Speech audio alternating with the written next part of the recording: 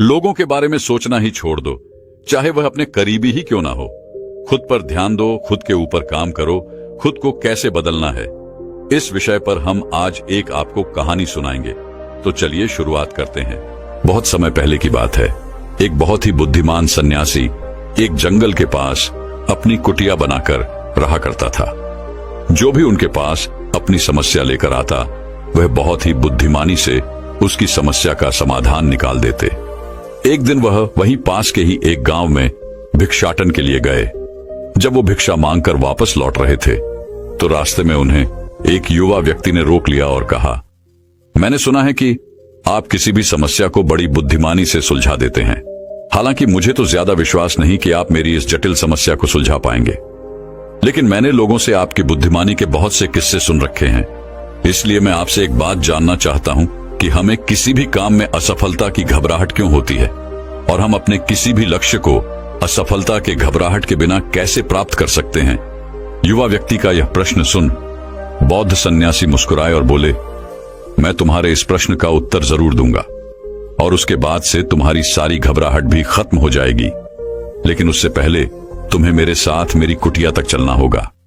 वह युवा लड़का उस सन्यासी की बुद्धिमत्ता को परखना चाहता था, इसीलिए वह कुटिया तक जाने के लिए तैयार हो गया।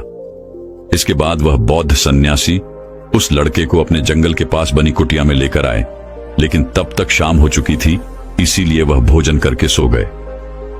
अगले दिन जब वह उठे, तो बुद्धिमान सन्यासी ने उस लड़के से कहा, चलो आज मैं तुम्हें जंगल की सैर करा के लाता हूं। और वह दोनों जंगल की तरफ निकल पड़े। कुछ देर बाद बुद्धिमान सन्यासी ने उस लड़के को एक गुफा दिखाई और कहा, चलो मैं तुम्हें उस गुफा की सैर कराता हूं। लड़के ने कहा, हाँ चलिए, मुझे भी जंगल की गुफा देखने की काफी दिनों से इच्छा थी। इसके बाद वे दोनों गुफा के अंदर चले गए।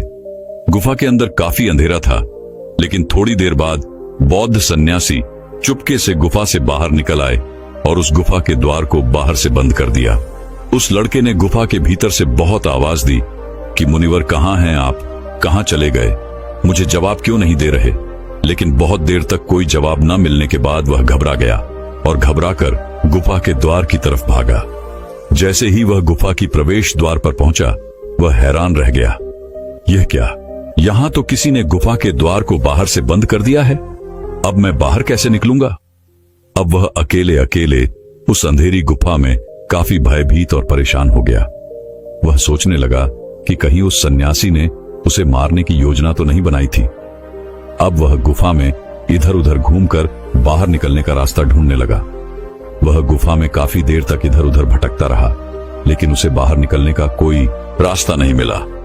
अब उसे जोरों की प्यास और भूख भी लग रही थी, इसीलिए वह शांत होकर एक जगह बैठ गया। तभी उसे एक सुरंग से सूर्य की रोशनी आती हुई दिखाई दी, और उस रोशनी आने वाली सुरंग तक पहुंचना बहुत ही कठिन था, क्योंकि चारों तरफ बस अंधेरा ही अंधेरा था, और वह सुरंग भी काफी ऊंचाई पर थी। पर फिर भी वह तुरंत उठा और अपनी सारी भूख प्यास को भूलकर अपना सारा ध्यान उस गुफा से बाहर निकलने पर लगा दिया।